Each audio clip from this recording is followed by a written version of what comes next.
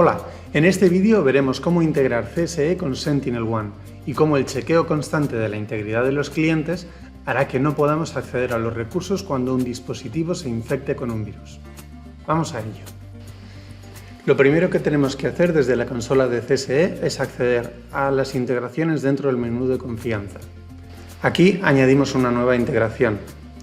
Por ahora tenemos disponibles CrowdStrike y SentinelOne. Más adelante incorporaremos otros motores de antivirus.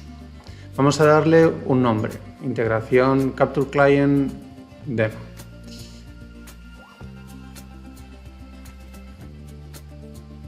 Seleccionamos el partner, en este caso SentinelOne, y introducimos las credenciales, el API Endpoint, que podéis encontrar en la documentación, y el API Key. El API Key lo obtenemos de nuestra cuenta de MySonyWall. Vamos a loguearnos a ella y desde aquí accederemos a la consola de Capture Client. Esta consola de Capture Client no es necesario que esté en el mismo tenant, de hecho la mía no lo está. Así es que accedemos a la consola de Capture Client y en la parte de arriba a la derecha encontramos la opción de generar un token para SentinelOne. Aquí tenemos el token, es como dice la única vez que nos lo va a enseñar.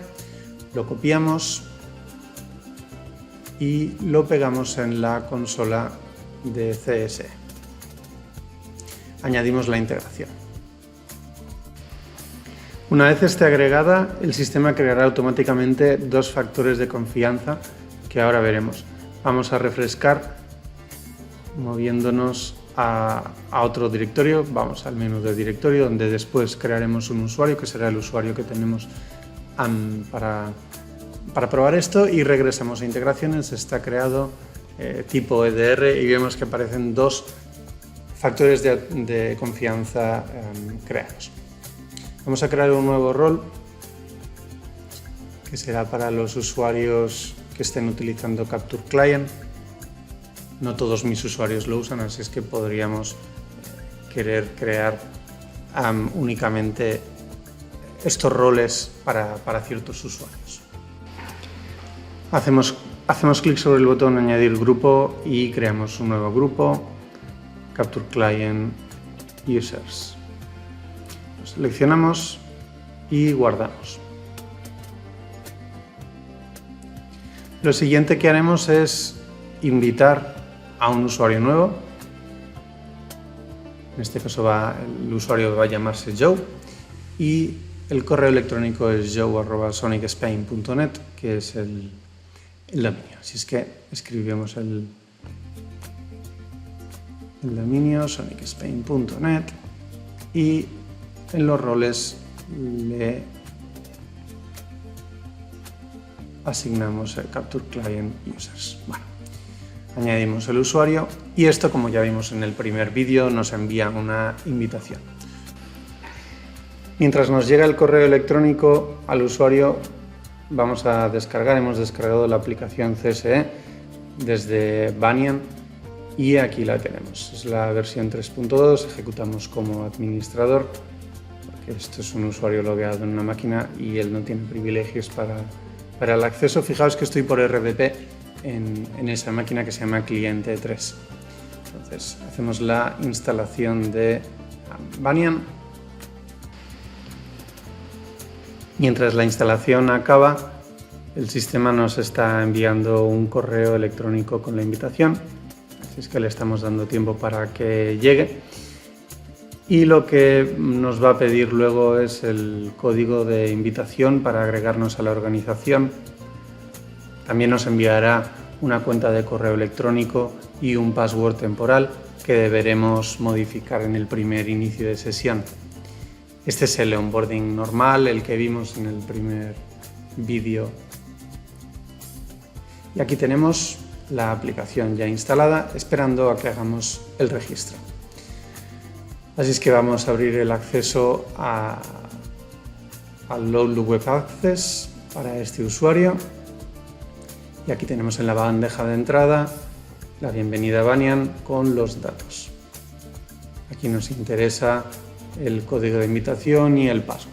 Entonces hacemos clic en registrar escribimos el código de autenticación, de invitación, sonicspain.net, continuar, y se nos abre la página web donde ya sí que tenemos que poner nuestras credenciales. Es joesonicspain.net y el password temporal que nos ha enviado. Como ya vimos, lo primero que tenemos que hacer es resetear este password, no se considera seguro, y a partir de ahí lo cambiamos y veremos cómo nos hace el login y la aplicación nos está pidiendo que hagamos el registro del dispositivo. En este caso decimos que es un dispositivo corporativo dedicado. Aquí tenemos varias opciones para escoger. Estas opciones después se podrían cambiar en el propio usuario y tenemos esta visibilidad. En este caso vamos a darle con que es un usuario o un dispositivo corporativo. Aquí tenemos el usuario logueado y, como ya vimos, podemos conectarnos a los mismos recursos, a NSM, y por RDP podremos conectarnos con el túnel levantado a un escritorio remoto. Para esta demostración he modificado el acceso a ese escritorio remoto. Es otro host, simplemente para que podamos iniciar sesión. Vemos el nivel de confianza como alto y vemos que aparece Capture Client aquí. Antes no lo teníamos, ya la consola de CSE conoce que tenemos esto instalado y vemos que, al no tener ninguna amenaza, el usuario Joe de sonicspain.net pues tiene el nivel de confianza alto. Levantamos el Service Tunnel y mientras se levanta vamos a iniciar el cliente de RDP para conectarnos a esta máquina virtual nueva. Es 172.16.254.1. 172.16.254.1. Hacemos clic en conectar y aquí sí que vamos a iniciar sesión y lo dejaremos a un lado para que veamos cómo se comporta. Ahora lo que vamos a hacer es descargar un virus real. Aquí en la política de Capture Client he modificado la protección frente a amenazas de proteger, matar y poner en cuarentena a solo detectar. Si protegemos y ponemos en cuarentena, desde la perspectiva del Capture Client no estamos infectados, por tanto el nivel de confianza en el dispositivo no va a variar porque está remediado. Entonces pues, tenemos que mantener el virus, digamos, en el equipo. Nos descargamos este fichero, lo mostramos en la carpeta y antes de abrirlo vamos a hacer un cambio en las políticas asociadas a este usuario. Esto lo tenemos en la Default Trust Policy y en los factores. Vamos a cambiar el modo a Always Deny en el caso de que se encuentre una amenaza activa. De lo contrario, lo único que hace es bajarnos la puntuación y bueno, no siempre eso va a hacer que nos eche. En este caso queremos que sí suceda. El fichero tiene password, se lo ponemos y una vez que está descomprimido, Capture Client casi inmediatamente lo detecta. Aquí vemos como el cliente se nos ha puesto en rojo porque hay una amenaza detectada y entre bambalinas lo que está pasando es que la consola de Capture Client está notificando a la consola de CSE que, bueno, pues que se ha detectado esta anomalía. Vamos a forzar esto y vamos a refrescar el estado. Aquí lo tenemos, se ha detectado o está negada el No Active Threat Detection y lo que pasa ahora es que ya no somos, entre comillas, bienvenidos y veremos como sin hacer nada. Aquí se tiene que dar cuenta el propio RDP, ahí está, ha saltado y nos ha tirado la conexión. Desde este momento es como si no estuviésemos conectados con ninguno de los enlaces, a no ser que pongamos enlaces de remediación, que eso sí. Lo que vamos a hacer ahora es remediarlo. Hemos entrado en la consola de Capture Client y aquí vemos que ese dispositivo, el cliente 4, que tenemos a Joe iniciada la sesión, tiene una amenaza. Vemos aquí cuál es el fichero y lo que vamos a hacer es matar el proceso y ponerlo en cuarentena.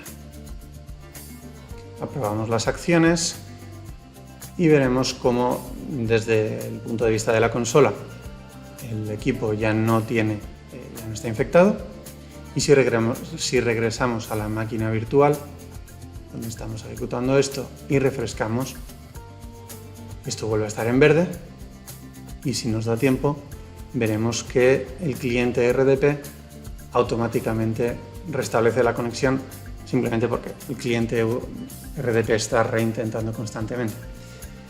Y ahí está. Hemos vuelto a restablecer la conexión y podemos trabajar normalmente.